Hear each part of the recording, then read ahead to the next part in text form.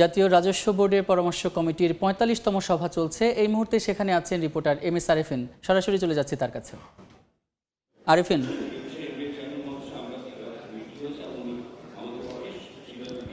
২০২৫-২৬ অর্থ বছরের বাজেট প্রণয়নের পূর্বে প্রতি বছরের নয় এবারও কিন্তু জাতীয় রাজস্ব বোর্ডের পরামর্শ কমিটির সভা অনুষ্ঠিত হচ্ছে এবং এই সভাটি কিন্তু এবারের ৪৫তম সভা।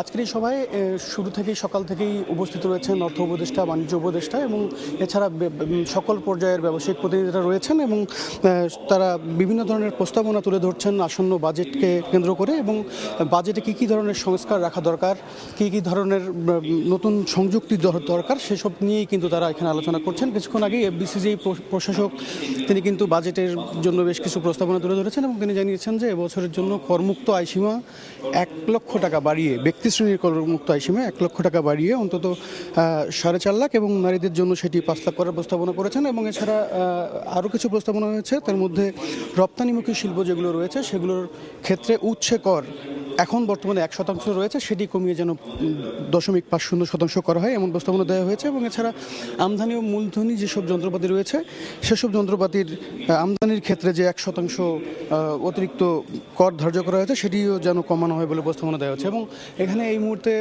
রয়েছেন অর্থ উপদেষ্টা ডক্টর সালেউদ্দিন আহমেদ এবং বাণিজ্য উপদেষ্টা বশিরউদ্দিন আহমেদ এবং কিছুক্ষণের মধ্যেই কিন্তু এনবিআর চেয়ারম্যান আসন্ন বাজেটকে নিয়ে ব্রিফিং করার কথা রয়েছে এবং এছাড়াও কিন্তু এখানে রয়েছেন বিডার নির্বাহী চেয়ারম্যান চৌধুরী আশিক মাহমুদ বিন হারুন।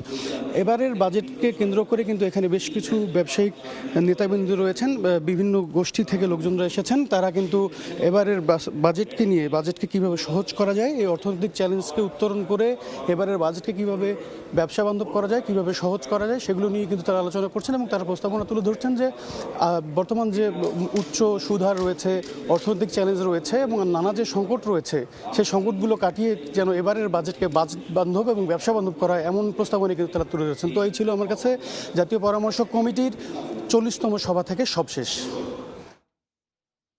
জাতীয় রাজস্ব বোর্ডের পরামর্শ কমিটির ৪৫তম সভা থেকে সেখানকার খবরাখবর জানাচ্ছিলেন সহকর্মী এম.এস. আরেফিন।